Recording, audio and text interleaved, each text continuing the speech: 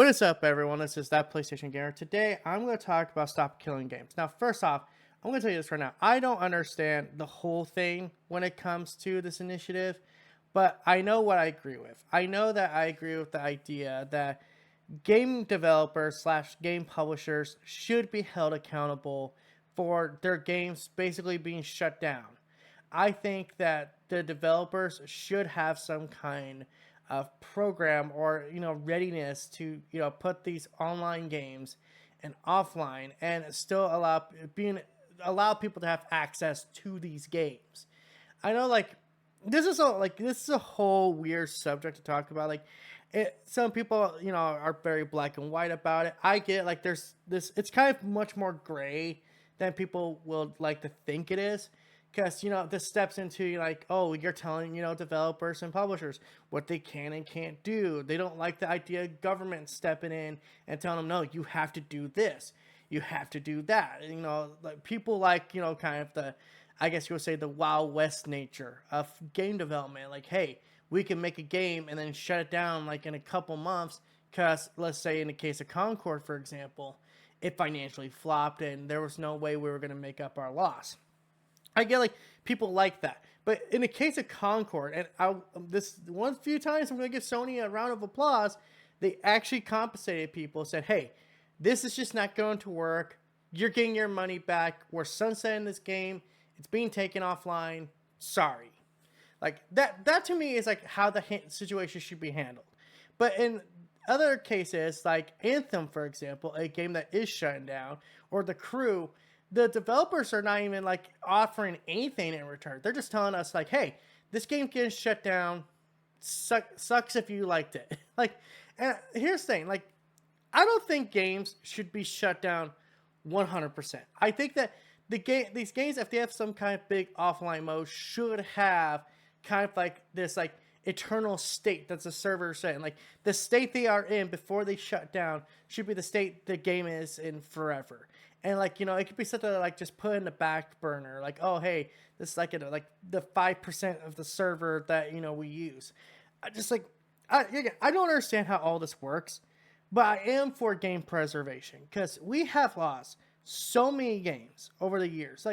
I could go down a whole list of games that we have lost over the years just because of freaking licensing issues.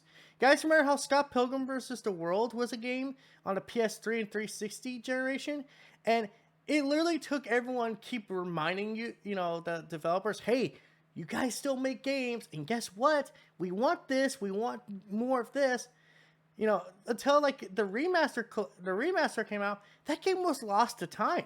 If you had that game on your PlayStation 3, that actually, funny enough, would actually increase the value a bit. There are games that have been shut down years ago. Multiplayer modes have been shut down years ago that a lot of people still want to see come back. Warhawk, anyone? The Uncharted multiplayer modes, anyone? Twisted Metal, the reboot multiplayer, anyone? But these online modes have been shut down because A, they were either not profitable, or B, they wanted to move on. I do think games that have some kind of online component, especially if the online component is essential, should kind of this eternal sunset mode where it's hey, this is where the game is, this is where it's going to be, and that's it. And that's not even including games like Friday the 13th, which actually were pretty damn successful. But I get at the same time, developers and publishers, they don't want to be told what to do. But yeah, it's just I don't like that attitude either. I don't like the attitude of oh, we could do whatever we want and we don't have to, tell the consumer anything. We just actually recently saw Microsoft announce that, hey, starting tomorrow, we're shutting down all movies on our services. But don't worry, you can still have access to those movies for now. And it's we're living in this age where I think we're all kind of becoming aware of how little we actually own with our our devices, our machines. Hell, if you see a TV show leave Netflix, you don't know where it's going to end up. Will it end up on Max? Will it end up on Hulu? What's the case? We've lost certain media. I think this is also why physical will always be preferred, even though we're in that digital age. where everyone's basically playing digitally, but there's still going to be people who want that physical version because it feels like you still own that. But then I'm reminded of Ubisoft and how Ubisoft could just go fuck themselves. So if you guys don't know, a part of their new EULA is if you actually own a physical version of a game they are delisting, a game like The Crew, for example, guess what?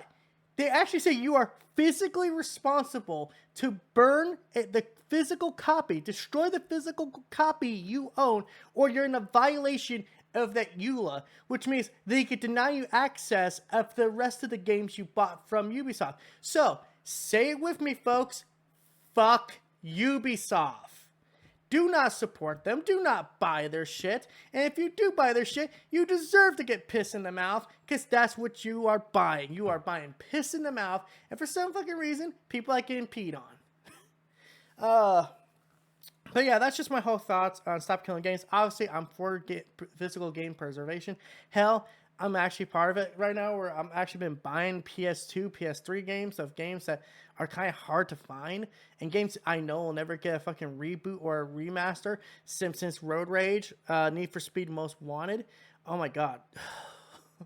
I could talk about my retro journey and just like how I realized, man, we have lost something in the more modern game industry, but maybe we'll talk about that down the road. So, yeah, until next time, guys, this is That PlayStation Gamer. Don't support Ubisoft. Don't support developers that basically treat you like you're endless fucking cash cow.